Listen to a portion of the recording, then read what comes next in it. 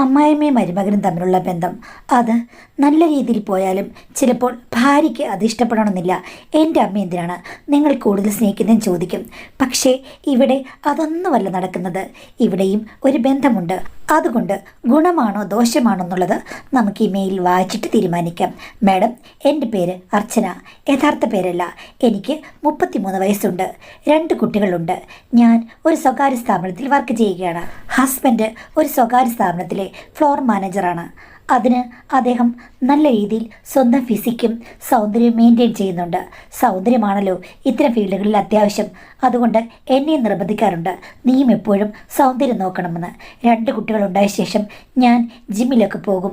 പിന്നെ എല്ലാ മാസവും ഫേഷ്യൽ ചെയ്യും. ഇതെല്ലാം ഭർത്താവും ഞാനും കൂടി ഒന്നിച്ചു പോയാണ് ചെയ്യുന്നത്.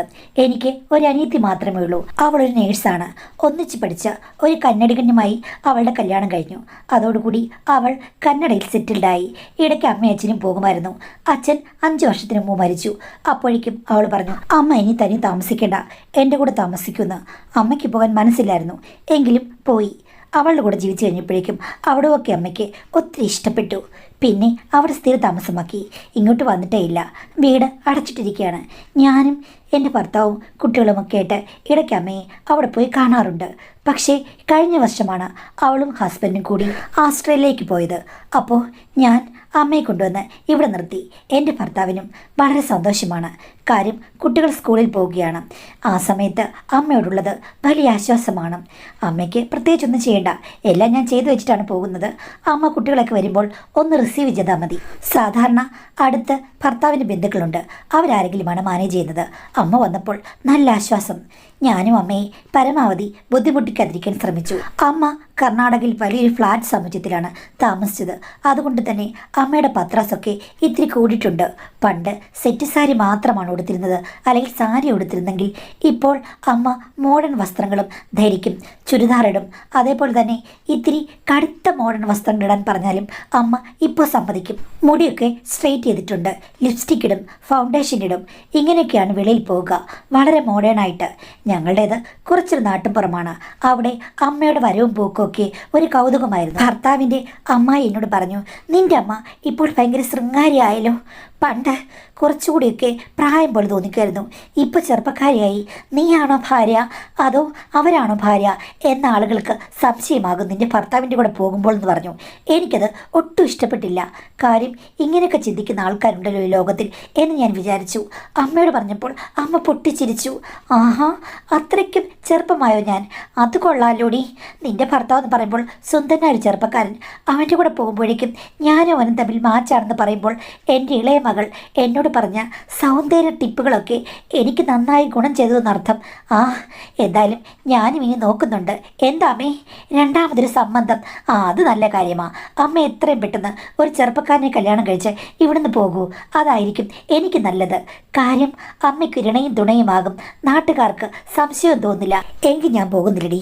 നാട്ടുകാർക്ക് കുറച്ച് സംശയം തോന്നട്ടെ. തോന്നുന്നതാണ് എനിക്കിഷ്ടം എന്ന് പറഞ്ഞു. ഇതൊക്കെ തമാശയായിട്ട് പറഞ്ഞതാണേ. ഞാനും അത് പറഞ്ഞ് ചിരിച്ചു. ഹസ്ബൻഡിനോട് പറഞ്ഞപ്പോൾ ഹസ്ബൻഡ് പറഞ്ഞു, എൻ്റെ അമ്മായിയല്ലേ പറഞ്ഞത്, അവർക്ക് നാക്കിന് ഒരു മുഴം നീളവാ. നീ അവർ പറഞ്ഞൊന്നും കേൾക്കാൻ പോണ്ട. പിന്നെ അത് മാത്രമല്ല, അമ്മ ചെറുപ്പമായിരിക്കുന്നത് നമുക്ക് നല്ലതല്ലേടി. മിക്കവാറും എല്ലാവരുടെയും അമ്മമാരൊക്കെ കുറച്ച് പഴഞ്ചനായിരിക്കും. അപ്പോൾ നമുക്ക് കൂടെ കൊണ്ടു നടക്കാൻ കുറച്ചൊരു പ്രശ്നം തോന്നും. ഇതിപ്പോൾ നിൻ്റെ അമ്മ അൾട്രാ മോഡേൺ. എനിക്കാണെങ്കിൽ അമ്മയുമില്ല. എൻ്റെ അമ്മയാണെന്ന് പറഞ്ഞെന്ന് പറഞ്ഞാലും ആളുകൾക്ക് നല്ല ഇമ്പ്രഷൻ തോന്നും. അമ്മ എന്തിനടി കെട്ടിച്ചു വിടുന്നത്? അത്താഴം കഴിച്ചുകൊണ്ടിരുന്നപ്പോഴാണ് ഞാനിങ്ങനെ പറഞ്ഞത്. അമ്മ അടുക്കളയിൽ നിന്ന് അത് കേട്ടു. പെട്ടെന്ന് അമ്മ ചാടി വീണു. എന്നെ കെട്ടിച്ചു വിടാൻ നിങ്ങൾ രണ്ടുപേർക്കും ധൃതിയായോ? എങ്കിൽ ഞാൻ എങ്ങും പോകുന്നില്ല, ഇവിടെ തന്നെ നിൽക്കാൻ പോവുകയാണ്. നിങ്ങൾക്ക് എന്താ പ്രശ്നമെന്ന് എനിക്കൊന്ന് അറിയണമല്ലോ. എൻ്റെ ഇളയ മോൾക്കും അവിടെ ഭർത്താവിനും ഞാൻ നിൽക്കുന്നത് വലിയ ഇഷ്ടമായിരുന്നു. പക്ഷേ എൻ്റെ മൂത്ത മോള്, അവൾ ഇത്രയും കണ്ണിച്ചോരയില്ലാത്തവളാണെന്ന് ആരറിഞ്ഞു? അപ്പോഴേക്കും ഹസ്ബൻഡ് സ്വാതന്ത്ര്യപ്പിച്ചു. അമ്മ വെറുതെ ആവശ്യമില്ലാത്ത ഓരോ കാര്യങ്ങൾ മനസ്സിലിടരുത്. ഇവള് വെറുതെ പറയുന്നതാണ്. ഇവക്ക് നാക്കിന് എല്ലില്ല. അതല്ല മോനെ, ശരിക്കും പറഞ്ഞാൽ ഇവളെൻ്റെ ശത്രുവാണ്. സ്വന്തം മക്കൾ തന്നെയാണ് ശത്രുവായി വന്ന് ജനിക്കുന്നതെന്ന് പണ്ടാരോ ഞാൻ പറഞ്ഞു കേട്ടിട്ടുണ്ട്. ഇവള് എന്നെ കളിയാക്കുകയാണ്. കാര്യം ഇവക്ക് അസൂയ ഞാൻ ചെറുപ്പമായിരിക്കുന്നതിൽ. ഞാൻ നരച്ച മുടിയൊക്കെ ഇട്ട് ഇവിടെ സെറ്റ് സാരി എടുത്തിരിക്കാമെങ്കിൽ ഇവക്ക് സന്തോഷം. ഞാൻ ഇവളെക്കാൾ സുന്ദരിയാണെന്ന് പറഞ്ഞത് ഇവക്ക് സഹിക്കാൻ പറ്റുന്നില്ല. ശരിയാമ്മേ, ഇപ്പോൾ ഇവൾക്ക് അമ്മയുടെ അസൂയുണ്ട്. അമ്മ ഒരുങ്ങിക്കഴിഞ്ഞു കഴിഞ്ഞാൽ ഇവള് ആ വാലിൻ്റെ അറ്റത്ത് പോലും വന്ന് നിൽക്കാനുള്ള യോഗ്യതയില്ല. എന്താണ്, എനിക്ക് വാലുണ്ടെന്നാണ് നീ ഉദ്ദേശിച്ചത്? അതല്ലമ്മേ, അമ്മ സുന്ദരിയാണ്. ഇവൾ ഒരുങ്ങിക്കഴിഞ്ഞാൽ അമ്മയുടെ വാലിട്ടെഴുതിയ കണ്ണിൻ്റെ വാലിൻ്റെ അറ്റത്ത് പോലും വന്ന് നിൽക്കാൻ യോഗ്യതയില്ലെന്നാണ് ഞാൻ പറഞ്ഞത്. അതിന് ഞാൻ വാലിട്ട് കണ്ണെഴുതാറില്ലല്ലോ. ഓ, എൻ്റെ അമ്മ ഒരു ഉപവും പറഞ്ഞതാണ്. അമ്മ ഇവിടെ ഇപ്പം ഞങ്ങളെ ഓടിച്ചു വിടും തോന്നല്ലോ. അല്ലടാ, ഇവക്ക് സത്യം പറഞ്ഞാൽ എന്നോട് ദേഷ്യവാ. ഞാൻ പറഞ്ഞ അമ്മയെ ദേഷ്യമൊന്നുമില്ല, തമാശയ്ക്ക് ഓരോന്ന് പറഞ്ഞതാണ്.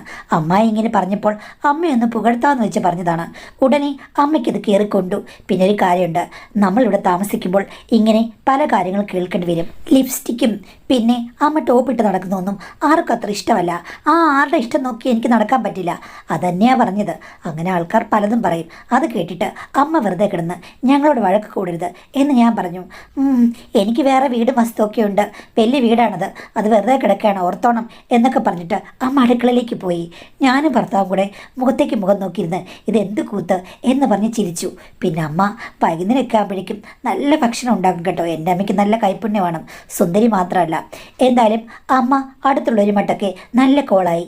എങ്കിലും അമ്മായിക്ക്, അതായത് ഭർത്താവിൻ്റെ അമ്മായിക്ക് മാത്രം അത്ര അങ്ങോട്ട് ഇഷ്ടപ്പെടുന്നില്ല. കാര്യം പുള്ളിക്കാരിയെ കാണാൻ അത്രയും പ്രായമായിട്ടും പ്രത്യേകിച്ച് ഒരു ഗുണവുമില്ല. അമ്മയാണെങ്കിൽ ദേ ചെറുപ്പക്കാരിയെ പോലെ തുള്ളിച്ചമഞ്ഞ് നടക്കുന്നു. അത് ഒട്ടും ഇഷ്ടമില്ലാത്തതുകൊണ്ട് ഇടയ്ക്കിടയ്ക്ക് ഓരോരോ ഗോസിപ്പുകൾ അമ്മായി പടച്ചു വിടും. ഒരു ദിവസം ഞങ്ങൾ രണ്ടുപേരും ഡ്യൂട്ടിക്ക് പോയി. കുട്ടികളെ അമ്മ സ്കൂളിൽ വിട്ടു. അത് കഴിഞ്ഞ് ഏകദേശം ഉച്ചയാകാറായി കഴിഞ്ഞപ്പോഴേക്കും സൂപ്പർ മാർക്കറ്റിൽ പോകാൻ വേണ്ടി അമ്മ ഒരുങ്ങിയിറങ്ങി. ആ സമയത്ത് ഓട്ടോറിക്ഷ ഒന്നും കിട്ടിയില്ല. വഴിയിൽ വന്നൊരു ചെക്കനെ കൈ കാണിച്ച് നിർത്തി. ആ ചെക്കൻ്റെ കൂടെയാണ് അമ്മ ടൗണിലേക്ക് പോയത്. അമ്മ ഇതെല്ലാം സസൂക്ഷ്മം നിരീക്ഷിക്കുന്നുണ്ടായിരുന്നു. ഈ ചെക്കനെ പറ്റി അവിടെ അത്ര നല്ല അഭിപ്രായമൊന്നുമല്ല. കുറേ പെണ്ണുങ്ങളുമായിട്ട് എന്തൊക്കെയോ കണക്ഷൻസ് ഉണ്ടെന്നോ അതല്ലാതെ രാത്രി അവൻ ഒളിഞ്ഞു നോക്കുമെന്നോ ഒക്കെ പറഞ്ഞ് കുറച്ച് ബാഡ് ഇമേജാണ്. അവനുമായി മിണ്ടുന്ന സ്ത്രീകൾ ശരിയല്ല എന്നാണ് അവിടുത്തെ വെയ്പ്പ്. അവനാണെങ്കിൽ നല്ലൊരു പഞ്ചാര കുഞ്ചുവാണ്. എന്തായാലും അമ്മയോട് അവൻ വഴി നീളെ സംസാരിച്ചു. അമ്മ വെറുതെ വിടുമോ? അമ്മയും വാതോരാതെ സംസാരിച്ചു. അങ്ങനെ സൂപ്പർ മാർക്കറ്റിൽ കൊണ്ട് വിട്ടു. അവന് എൻ്റെ അമ്മയുടെ സ്വഭാവം ഒത്തിരി ഇഷ്ടപ്പെട്ടു. എന്തായാലും നമ്പരൊക്കെ വാങ്ങിച്ചു. അമ്മ കൊടുക്കുകയും ചെയ്തു. അമ്മയ്ക്ക് അന്നൊരു പ്രശ്നമല്ലല്ലോ. അങ്ങനെ ഇരിക്കുമ്പോഴാണ് ആരോ ചോദിച്ചു കഴിഞ്ഞപ്പോഴേക്കും അവൻ പറഞ്ഞു പുതിയ ആൻറ്റി നല്ല കമ്പനിയാണെന്ന്. അത് കേട്ട് കഴിഞ്ഞപ്പോഴേക്കും മറ്റാരോ വിചാരിച്ചു കമ്പനി എന്ന് പറഞ്ഞു കഴിഞ്ഞാൽ മറ്റെന്തോ കമ്പനിയാണെന്ന്. ചുരുക്കം പറഞ്ഞു കഴിഞ്ഞാൽ ആ കഥ കറങ്ങിത്തിരിഞ്ഞ് അമ്മയുടെ കാതിലെത്തി. ചെക്കനും ഞങ്ങളുടെ അമ്മയുമായിട്ട് നല്ല കമ്പനിയാണെന്ന്. അമ്മ ഉടനെ തന്നെ ഓടിപ്പാഞ്ഞു വന്നു. എടി, നീ അറിഞ്ഞോ, ഒരു ചെക്കൻ്റെ കൂടെ ബൈക്കിൽ നിൻ്റെ അമ്മ കഴിഞ്ഞതിൻ്റെ അങ്ങേയാഴ്ച ടൗണിലെങ്ങാണ്ട് പോയി പോലും. ആ ചെക്കനെ നിനക്കറിയാമോ എന്ന് എനിക്കറിയില്ല. ഭയങ്കര പ്രശ്നക്കാരനാണ്. അവൻ്റെ കണ്ണ് പെട്ടാൽ അപ്പം തന്നെ സ്ത്രീകൾ ചീത്തയാകുമെന്നാണ് ആളുകൾ പറയുന്നത്. എന്നിട്ട് എന്താ അമ്മായി പ്രശ്നം? അതാ ഞാൻ പറയാൻ വന്നത്. എടി, നിൻ്റെ അമ്മ നട്ടുച്ചയ്ക്ക് ആ ചെറുക്കൻ്റെ കൂടെ കയറിപ്പോയെന്ന്. എന്നിട്ട് എവിടെയാണ് പോയെന്ന് അറിയില്ല. വൈകുന്നേരം പിള്ളേരെ വിടാറായപ്പോഴാണ് വന്നത്. വന്നപ്പോഴില്ലേ നിൻ്റെ അമ്മയുടെ ലിപ്സ്റ്റിക് എല്ലാം മാഞ്ഞിരിക്കുകയായിരുന്നു. അപ്പോഴേ ഞാൻ വിചാരിച്ചതാണ് ഇവർ രണ്ടുപേരും കൂടെ കയറിപ്പോകുന്നത് ഞാൻ കണ്ടതാണ്. ഇപ്പോൾ ആരാണ്ട് ചോദിച്ചു കഴിഞ്ഞപ്പോഴേക്കും ചെക്കൻ പറയുകയാണെന്ന് ആൻറ്റി നല്ല കമ്പനിയാണെന്ന്. അപ്പോൾ അവൻ ഏതോ സ്ഥലത്ത് നിൻ്റെ അമ്മയും കൊണ്ട് പോയി. രണ്ടുപേരും കൂടെ കുറച്ചു നേരം അവിടെ ചിലവഴിച്ച ശേഷം തിരിച്ചു വന്നു. അതാണ് ഇപ്പം നടക്കുന്നത്. അമ്മ എന്തൊക്കെയാണ് പറഞ്ഞത്? ഓട്ടോറിക്ഷ കിട്ടാതായി കഴിഞ്ഞപ്പോഴേക്കും ആ ചെക്കൻ്റെ ബൈക്കിൻ്റെ പുറകിൽ പോരുന്ന കാര്യം അമ്മയോടെ പറഞ്ഞിരുന്നു. എന്തായാലും നാട്ടുകാരെ പറഞ്ഞത് ആ ചെക്കൻ പറഞ്ഞു ആൻറ്റി നല്ല കമ്പനിയാണെന്ന്. അതമ്മ വാതോരാതെ സംസാരിച്ചുകൊണ്ടായിരിക്കും. അതൊന്നുമല്ല, അങ്ങനെയൊക്കെ ചുമ്മാ അങ്ങ് പറയുമോ? എന്തോ നടന്നിട്ടുണ്ട് മോളെ, നീ സൂക്ഷിക്കണം. നിൻ്റെ അമ്മ ലിപ്സ്റ്റിക്ക് മടിച്ച് നടക്കുന്നതിന് പിന്നിൽ എന്തൊക്കെയോ കാര്യങ്ങളുണ്ട്. നിൻ്റെ ഭർത്താവിനെ നീ ഒന്ന് സൂക്ഷിച്ചു, അല്ലെങ്കിൽ വിശ്വാമിത്രൻ്റെ തപസ്സിളക്കാൻ വന്ന പോലെയാകും കാര്യങ്ങൾ. എൻ്റെ പൊന്നമ്മായി, എൻ്റെ ഭർത്താവ് വിശ്വാമിത്രനൊന്നുമല്ല. അങ്ങേർക്ക് തപസ്സുമില്ല. ഇളകി കിടക്കുകയാണെങ്കിൽ അങ്ങ് ഇളകട്ടെ, അല്ലാതെ ഇപ്പം എന്താ ചെയ്യുക? എൻ്റെ അമ്മയല്ലേ, എനിക്ക് ഉപേക്ഷിക്കാൻ പറ്റുമോ എന്ന് ഞാൻ പറഞ്ഞു. അതിൽ കൂടുതൽ അവരോട് ഉടക്കാൻ പറ്റില്ലല്ലോ. എൻ്റെ കുട്ടികളെയൊക്കെ അവർ നോക്കുന്നതുമാണ് ഇടയ്ക്കിടയ്ക്ക്. ഒന്നും ഞാൻ പറയാതെ തിരിച്ചു പോന്നു. എന്തായാലും ഭർത്താവ് വന്നപ്പോൾ ഞാൻ ഈ കാര്യം പറഞ്ഞു. ഹസ്ബൻഡ് അത് കേട്ട് പിന്നെയും ചിരിച്ചു. എടി, ഇതൊക്കെ അമ്മായിയുടെ ഓരോ വിക്രയകളാണ്. അമ്മായിക്ക് ഇത് തന്നെ പണി. ഉടനെ തന്നെ എൻ്റെ അമ്മയെ വിളിച്ചിട്ട് ഭർത്താവ് ഈ കാര്യങ്ങളെല്ലാം അങ്ങ് പറഞ്ഞു. കണ്ടോ എൻ്റെ മോൻ വരേണ്ടി വന്നു എല്ലാ കാര്യങ്ങളും അറിയാൻ. ഈ കള്ളി എല്ലാ രഹസ്യങ്ങളും ഒളിപ്പിച്ച് വയ്ക്കും. എടി, അമ്മായിയാണോ കുഞ്ഞമ്മയാണെന്നും നോക്കില്ല. എൻ്റെ വായുടെ നാക്കിൽ നീളം നിനക്കറിയാമല്ലോ. അവളെ ഞാൻ ഇവിടുന്ന് പറപ്പിക്കും. ഞാൻ പറഞ്ഞെൻ്റെ പൊന്നമ്മേ, അമ്മ കിടന്ന് ബഹളം ഉണ്ടാക്കരുത്. കാര്യം ഇടയ്ക്കിടയ്ക്കൊക്കെ എൻ്റെ കുട്ടികളെ നോക്കുന്ന അവരാണ്. അമ്മ എങ്ങോട്ടെങ്കിലും പോയി കഴിഞ്ഞു കഴിഞ്ഞാൽ പിന്നെ അവരൊരു തുണയാണ്. എടി, തുണയാണെന്ന് പറഞ്ഞ് നട്ടാൽ കളിക്കാത്ത നുണ പറയുമോ? ഞാൻ ആ ചെറുക്കനോട് എവിടെ പോയാനാ? ഞാൻ സൂപ്പർ മാർക്കറ്റിലാണ് പോയത്. പിന്നെ ആ ചെക്കൻ കുറച്ച് പഞ്ചാരയാണെന്നുള്ളത് എനിക്ക് ഉറപ്പാണ്. അവനെന്നെ ട്യൂൺ ചെയ്യാൻ ശ്രമിച്ചു. പക്ഷേ അവൻ്റെ പിറകിൽ ഇത്രയും ഹിസ്റ്ററി ഉണ്ടെന്ന് ആരറിഞ്ഞു? അവൻ കുഴപ്പക്കാരനാണെന്ന് കണ്ടാൽ പറയില്ലല്ലോ. നല്ലൊരു സുന്ദരൻ ചെക്കനാണ്. അപ്പോൾ എൻ്റെ ഭർത്താവ് ചോദിച്ചു, അമ്മ സുന്ദര ചെക്കന്മാർ ചോദിച്ചു കഴിഞ്ഞാൽ ഉടനെ നമ്പർ കൊടുക്കുമോ? എന്നിട്ട് ആ ചെക്കൻ അമ്മയെ വിളിക്കാറുണ്ടോ? വിളിക്കാറില്ല. രാവിലെയും വൈകിട്ടും ഗുഡ് മോർണിംഗും ഗുഡ് ആഫ്റ്റർനൂണും ഒക്കെ അയക്കും. ആഹാ, അത് കൊള്ളാമല്ലോ. അമ്മ തിരിച്ച് വലുതും അയക്കുമോ എന്ന് ചോദിച്ചപ്പം ഞാനിവിടെ ഇടയ്ക്കിടയ്ക്ക് എന്തെങ്കിലും വീഡിയോ ഒക്കെ അവൻ അയച്ചു കൊടുക്കും. എന്ത് വീഡിയോ അമ്മ അയച്ചു കൊടുക്കുന്നത് എന്ന് ഹസ്ബൻഡ് ചോദിച്ചു. എടാ, നീ വിചാരിക്കുന്ന വീഡിയോ ഒന്നുമല്ല, സാധാരണ വീഡിയോ. എനിക്ക് എൻ്റെ ഫ്രണ്ട്സൊക്കെ അയച്ചു തരുന്ന വീഡിയോ അവനങ്ങോട്ട് ഷെയർ ചെയ്യും, അത്രയേ ഉള്ളൂ. അല്ലാതെ അവൻ എന്നെ വിളിച്ച് സംസാരിച്ചിട്ടൊന്നുമില്ല. അപ്പോൾ ഹസ്ബൻഡ് പറഞ്ഞു, അമ്മേ, അവൻ്റെ വലയിലൊന്നും വീഴല്ലേ. അമ്മ ഇങ്ങനെ ചെറുപ്പക്കാരിയെ നടക്കുന്നത് കൊണ്ട് ഇവന്മാരൊക്കെ ട്യൂൺ ചെയ്യാൻ ശ്രമിച്ചേക്കും. ആഹാ, നിൻ്റെ ഭാര്യയ്ക്കില്ലാത്ത ട്യൂണിങ് എന്താടാ എനിക്ക്? അമ്മേ, അവൾ ഇത്രയും വയസ്സേ ഉള്ളൂ. പക്ഷേ അമ്മയുടെ പ്രായമുള്ളവർക്കാണ് ഇപ്പോൾ മുൻഗണന. അതെന്താടാ, റേഷൻ കാർഡ് വല്ലതും ഉണ്ടോ?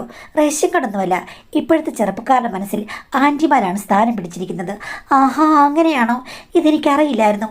ഇങ്ങനെയായിരുന്നെങ്കിൽ ഞാൻ സൂപ്പർ മാർക്കറ്റിൽ പോകുമ്പോൾ കുറച്ചുകൂടെ പൊട്ടിയടിച്ചൊന്ന് പോയേനെ. എത്ര നല്ല നല്ല ചെക്കന്മാരാ ഇവിടെ എന്നെ നോക്കിച്ചിരിക്കുന്നത്. എൻ്റെ നാട്ടിലാണെങ്കിൽ അത്രയും ഇല്ലായിരുന്നു. സത്യം പറഞ്ഞാൽ ഇവരൊക്കെ എന്നെ കണ്ട് ഒരു സൗഹൃദ മനോഭാവത്തിൽ ചിരിക്കുകയാണെന്ന് ഞാൻ വിചാരിച്ചത്. അവരുടെ ഉള്ളിൽ എനിക്കൊരു സ്ഥാനമുണ്ടെന്ന് അറിഞ്ഞില്ല. നാളെ തൊട്ടാട്ടെ, ഒന്ന് ട്രൈ ചെയ്യണം. എൻ്റെ വലയിലും ആരെങ്കിലും വന്ന് വീഴുമോന്ന് ഇങ്ങനെ പറഞ്ഞത് എൻ്റെ ഭർത്താവിന് ഒട്ടും ഇഷ്ടപ്പെട്ടില്ല.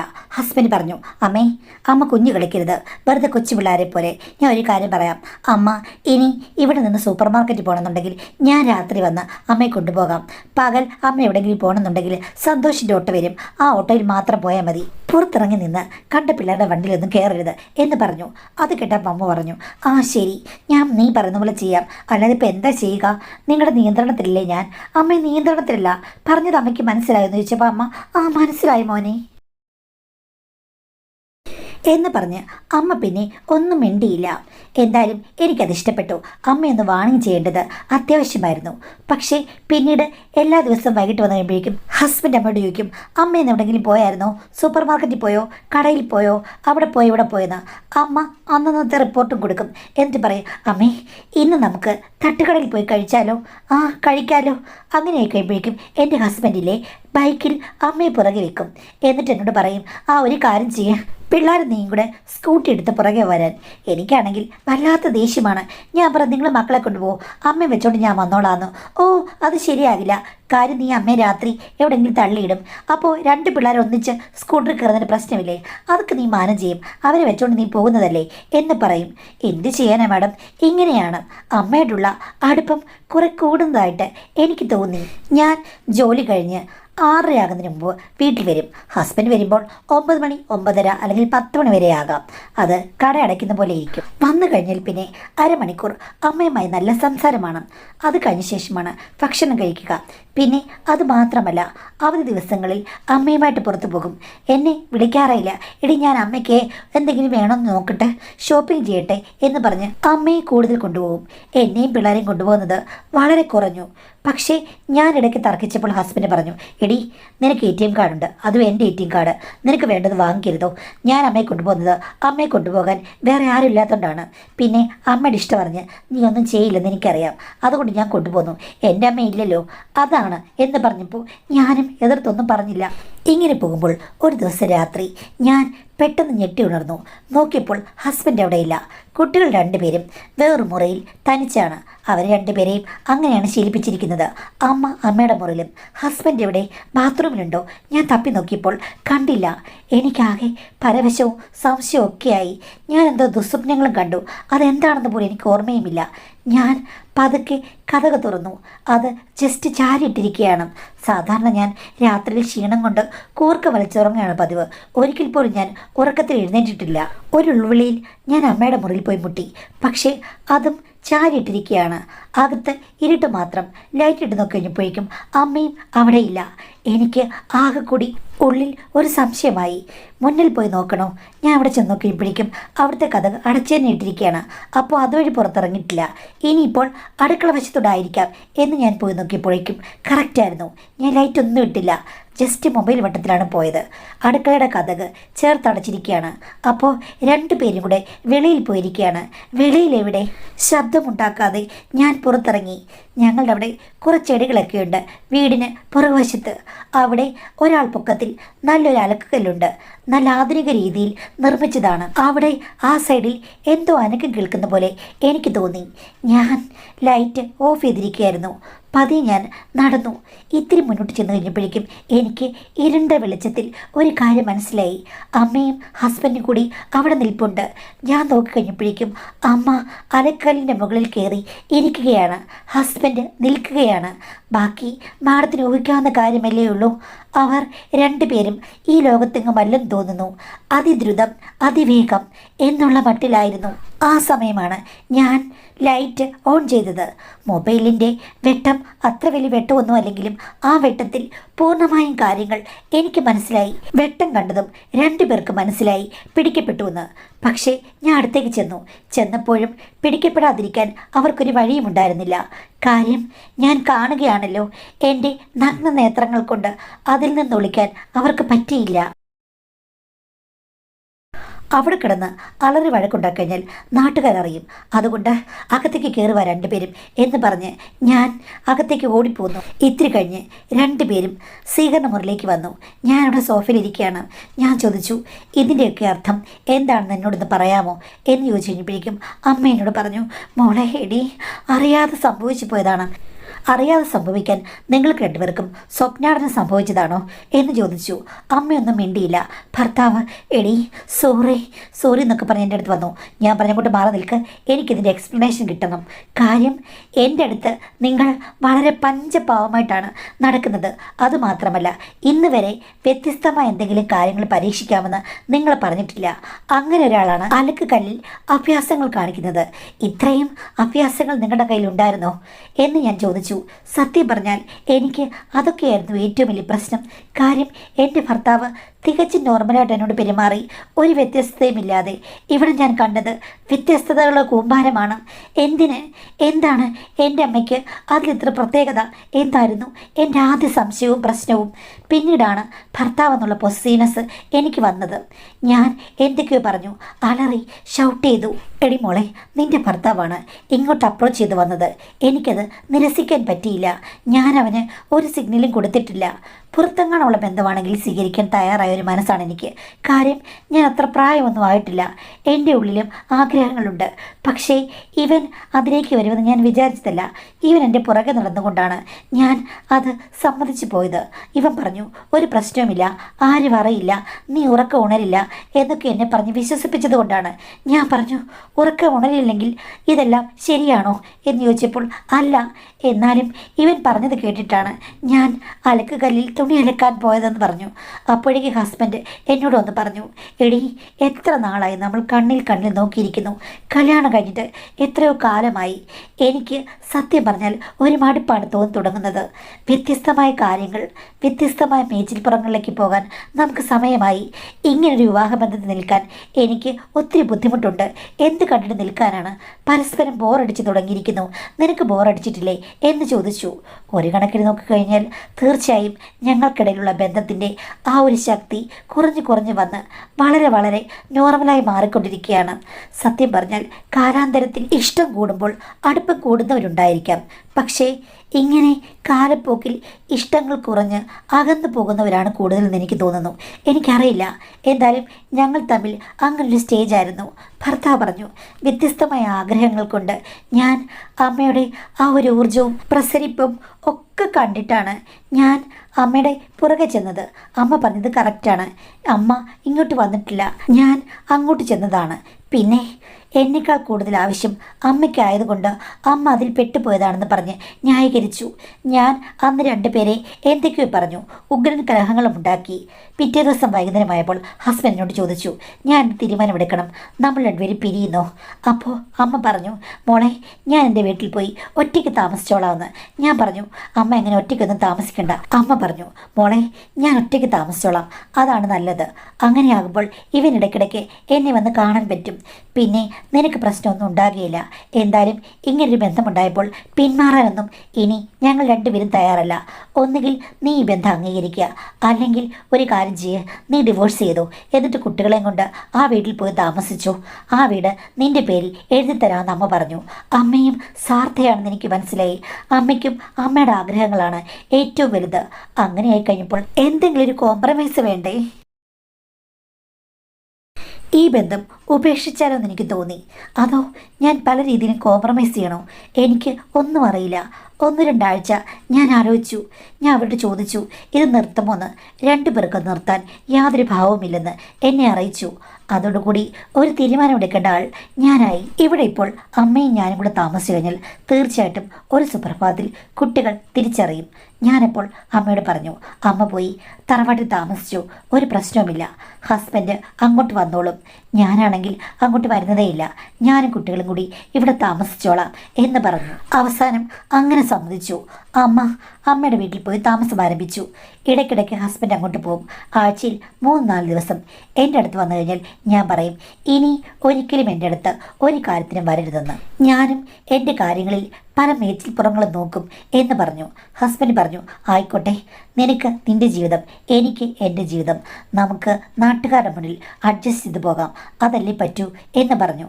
അങ്ങനെയായിരുന്നു മാഡം. ഞാനും ഇടയ്ക്ക് ഓരോ കാര്യങ്ങൾക്കൊക്കെ ശ്രമിച്ചു, ഒന്നും സക്സസ് ആയിട്ടില്ല. ഈ അടുത്ത കാലത്താണ് ഒരു ചെറുപ്പക്കാരൻ എൻ്റെ ജീവിതത്തിലേക്ക് കടന്നു വന്നത്. ഞങ്ങൾ രണ്ടുപേരും കൂടി ഇടയ്ക്കിടയ്ക്ക് കാണാറുണ്ട്. ടൗണിൽ ഉദ്യോഗസ്ഥനാണ്. അങ്ങനെ ഒരു ഫ്ലാറ്റിൽ ഞാൻ ഇടയ്ക്കിടയ്ക്ക് പോകാറുണ്ട്. ഭർത്താവിനോട് ഞാൻ ആ കാര്യങ്ങൾ പറഞ്ഞതുമാണ്. അത് പ്രശ്നമില്ലാതെ ഇങ്ങനെ പൊയ്ക്കൊണ്ടിരിക്കുകയായിരുന്നു. പക്ഷേ ഈ അടുത്ത ദിവസങ്ങളിൽ ഒരു പ്രശ്നമുണ്ടായി. എൻ്റെ ഹസ്ബൻഡ് പതിവ് പോലെ അമ്മയുടെ ക്ഷേമാന്വേഷണങ്ങൾക്ക് വേണ്ടി ഞങ്ങളുടെ വീട്ടിൽ ചെന്ന് കഴിഞ്ഞപ്പോഴേക്കും അവിടെ അരുതാത്ത കാഴ്ച കണ്ടു. കാര്യം, അമ്മയുടെ കൂടെ വേറൊരു സുഹൃത്തുണ്ടായിരുന്നു. എൻ്റെ ഭർത്താവ് കായികമായി അയാളെ നേരിട്ടു. അത് വലിയ പ്രശ്നത്തിലായി. നാട്ടുകാർ എല്ലാവരും അറിഞ്ഞു മാഡം. എല്ലാ രഹസ്യങ്ങളും അറിഞ്ഞില്ലെങ്കിലും അവിടെ അമ്മയ്ക്ക് പുതിയൊരാളുണ്ട്, മരുമകനാളുമായിട്ട് വഴക്കുണ്ടാക്കി എന്നുള്ള രീതിയിലായിരുന്നു. ഇതിൻ്റെ ഉൾപുരാണങ്ങളൊന്നും ആളുകൾക്ക് അറിയില്ലല്ലോ. അങ്ങനെയായി. ഇപ്പോൾ ഹസ്ബൻഡിനോട് പറയുന്നത്, നിൻ്റെ അമ്മയുടെ സ്വഭാവം ഒട്ടും നന്നല്ല. എനിക്കവരോടിപ്പോൾ വെറുപ്പാണ് തോന്നുന്നത്. ഇനി അവരുമായിട്ട് എനിക്ക് യാതൊരു സൗഹൃദവുമില്ല. ഞാൻ ആ വഴിക്ക് പോകില്ലെന്ന് പറഞ്ഞു. ഇപ്പോൾ അമ്മയുടെ ഇഷ്ടത്തിന് അവിടെ താമസിക്കുകയാണ്. ആരെങ്കിലും കൂട്ടുണ്ടോയെന്ന് എനിക്കറിയില്ല. എന്നെ വിളിക്കാറുണ്ട് വല്ലപ്പോഴും, അത്രയേ ഉള്ളൂ. പിന്നെ പണമൊക്കെ ഇഷ്ടംപോലെ നമ്മുടെ കയ്യിലുണ്ട്, അതിലൊന്നും ഒരു പ്രശ്നവുമില്ല. പിന്നെ എൻ്റെ അനിയത്തിയും വിളിച്ച് ഈ കാര്യങ്ങളൊക്കെ അറിഞ്ഞിട്ട് പറഞ്ഞു, ചേച്ചി അമ്മ തനിയെ താമസിച്ചോട്ട്, അതാണ് നല്ലതെന്ന്. പിന്നെ എൻ്റെ ഹസ്ബൻഡ് ഇപ്പോൾ എന്നോട് അടുക്കാൻ ശ്രമിക്കുകയാണ്. എനിക്കാണെങ്കിൽ മനസ്സ് മുഴുവനും എൻ്റെ പുതിയ സുഹൃത്തിലാണ്. ഞാൻ പറഞ്ഞു പഴയതുപോലെ ആകാൻ പറ്റില്ലെന്ന്. പക്ഷേ ഭർത്താവ് നിർബന്ധിക്കുകയാണ്, അതൊക്കെ മറക്ക്, ഇനി ഒരു കാര്യങ്ങളും ഉണ്ടാകില്ല, എല്ലാം മറന്ന് നമുക്കൊരു പുതിയ ജീവിതം തുടങ്ങാമെന്ന് ഭർത്താവ് പറയുകയാണ്. ഇതൊക്കെ ശരിയാകും മാഡം. എല്ലാ ആറ്റിറ്റ്യൂഡ്സും മാറിപ്പോയ ആളുകളാണ് ഞങ്ങൾ എങ്ങനെയാണ് ഒരു സുപ്രഭാതത്തിൽ നന്നാകുന്നത്? അങ്ങനെ ആകാൻ പറ്റുമോ മാഡം? ആർക്കും പറ്റുമെന്ന് എനിക്ക് തോന്നുന്നില്ല. ഇതൊക്കെ ഒരു പൊയ് വാഗ്ദാനങ്ങളല്ലേ എന്നാണ് ചോദിക്കുന്നത്. അപ്പം നിങ്ങൾക്ക് നിങ്ങളെക്കുറിച്ച്, നിങ്ങളുടെ ഭർത്താവിനെക്കുറിച്ച്, അമ്മയെക്കുറിച്ച് ഒക്കെ നല്ല ബോധ്യമുണ്ട്. അത് ശരിയാണ്. ഇതെല്ലാം ഒരു അവസരവാദമാണെന്ന് നമുക്ക് കഥ കേൾക്കുന്നവർക്ക് തോന്നുകയുള്ളൂ. പക്ഷേ ആളുകൾക്ക് നന്നാകാൻ പറ്റില്ലെന്നൊന്നും ഉറപ്പിച്ച് പറയാൻ പറ്റില്ല. ചിലപ്പോൾ മാനസാന്തരം ഉണ്ടായിട്ട് മനുഷ്യർ നന്നായെങ്കിലോ, അങ്ങനെയുള്ള ചാൻസ് ഉണ്ട്. പക്ഷേ ഈ കഥയിലുള്ള ആൾക്കാരുടെ ക്യാരക്ടർ വെച്ചിട്ട് അത് വളരെ കുറവാണ് എന്ന് മാത്രമേ ഉള്ളൂ. പക്ഷേ ഭർത്താവിന് മാപ്പ് കൊടുത്ത് നിങ്ങൾ രണ്ടുപേരും കൂടി പരസ്പര സ്നേഹത്തോടു കൂടി ഒന്നിച്ച് താമസിക്കുന്നതിൽ ഒരു പ്രശ്നവുമില്ല. നമുക്ക് ഒരവസരം ആർക്കും കൊടുത്തു നോക്കാം. പിന്നെയും ഈ പറഞ്ഞതുപോലെ ആവർത്തിക്കുകയാണെങ്കിൽ ഓക്കെ എന്ന് വെച്ചിട്ട് പൂർണ്ണമായും വിശ്വസിക്കുകയും വേണ്ട. എന്നാലും കുറച്ച് ജാഗരൂകയായി നിന്നിട്ട് ആ ബന്ധം ഒന്ന് തളർത്ത് പുഷ്ടിപ്പെടുത്തി എടുക്കാൻ വേണ്ടി ശ്രമിക്കാം. കാര്യം അമ്മ വേറേതോ വഴിക്ക് പോയി. അമ്മയുടെ മനസ്സിൽ എന്താണ്, പ്രവർത്തനം എന്താണെന്ന് നിങ്ങൾക്ക് പോലും അറിയുകയില്ല. അമ്മ കാടും മേടും കയറിപ്പോയി. മൊത്തം കുത്തഴിഞ്ഞൊരു കുടുംബമാണ്. 2 കുട്ടികളുമുണ്ട്. അവർക്കൊരു മാതൃക ആകേണ്ട മാതാപിതാക്കൾ തന്നെ ഇങ്ങനെ പോയാലോ? അതുകൊണ്ട് എല്ലാം ഒന്ന് ശരിയാക്കാൻ നിങ്ങൾക്ക് ശ്രമിക്കാവുന്നതാണ്. ശ്രമിച്ചു നോക്കൂന്നേ.